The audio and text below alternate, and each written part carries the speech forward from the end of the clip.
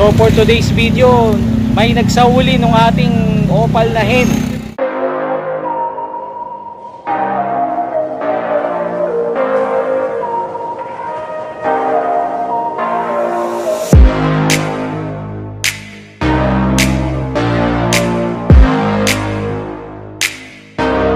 Good afternoon mga kalapatids, Ebong Love TV. So may maganda tayong balita. May nagsahuli nung Opal hen ko na nawawala. So kahapon nag-post ako ng vlog, Paskong Pasko, nawala yung ating Opal hen, nakatakas. Dahil ang nangyari, umagang-umaga yun, nagpapakain na ako, nililinis ko yung mga drinker nila. Tapos nung binuksan ko yung kulungan nung parents ni Opal, hindi pala bumaba yung yung sarahan. Kaya nangyari, nakabukas, hindi ko napansin. Yung hen na yon, dati nang nakatakas yun. Nag-post nga ako ng reels noon pero nadakma ko. Pero this time hindi ko na nadakma. So lumabas na naman siya, nakawala na naman, hindi ko na nadakma. Hanggang sa pumitik na, lumipad. Hindi ko na alam kung saan napunta, hanggang sa nung pinost ko siya pinaalam ko sa chat group namin sa club, may nakakita. So maraming salamat. So shoutout sa iyo, Merwin Reyes. Siya ang nagsahuli ng kalapati ko, yung Opal na hen. So kagabi, sinat niya ako para ipaalam na nasa kanya yung Opal na hen. At yun nga, magkikita kami ngayon para kunin yung kalapate, no? So maraming salamat, napakabait mo, Sir Merwin Reyes. At sana ay marami pang katulad mo, no? Yung mga nagsasauli ng mga kalapate na kakawala. Ayan. So napakasaya ng Pasko natin kasi kompleto yung kalapati natin. Ayan. So thank you so much. And bilang kapalit naman, magbibigay tayo sa kanya ng kalapati din. Oh my God! Wow! Yung mismong anak ni Opal, yung hen na yon, kasi may inakay yun kaso mga pa lang, 2 weeks pa lang yung kalapati na yon, yung inakay na yon, kaya palalakihin pa natin. Pag yun ay ready na, tsaka natin ibibigay kay Sir Merwin. Ayun, pinakita ko na sa kanya yung picture. At yun, napakagandang Opal yun na kalapate. Yun, so ayan, so abangan mo yun. Abangan nyo guys yung ipopost ko yun kapag naibigay ko na sa kanya. Ayan. So yun lang, maraming salamat guys. Puntahan natin si Merwin doon sa meeting place namin. Tara! Good afternoon kalapatids. Today is December 26. So for today's video, may nagsahuli ng ating Opal na hen, no? Meron tayong tropa dito sa Apalig na nakahuli ng kalapati natin. Kahapon nawala siya,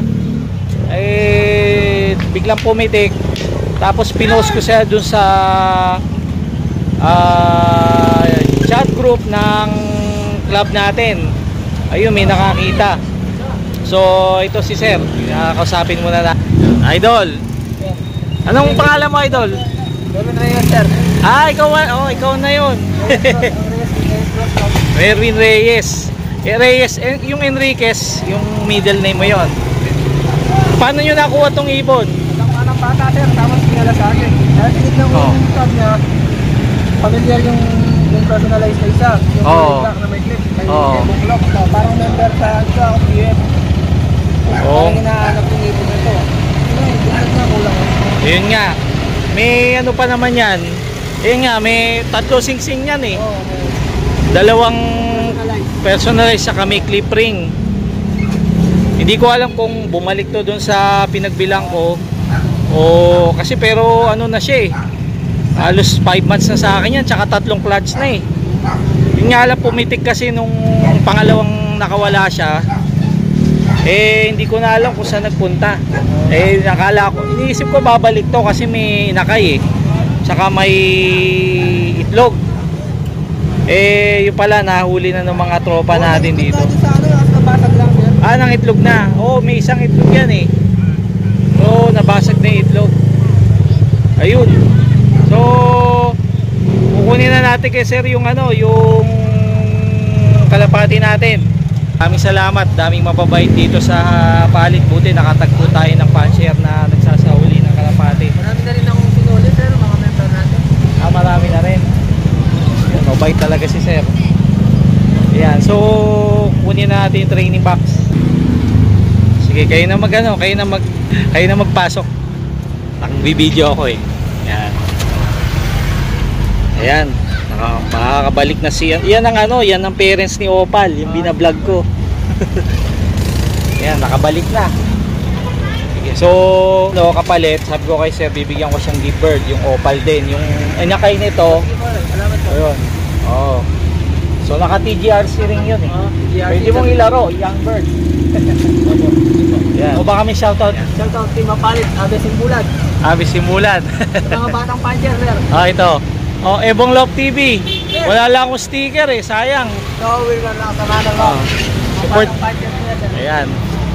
Ayos. At ito na nga guys, nakabalik na yung Opal hen natin.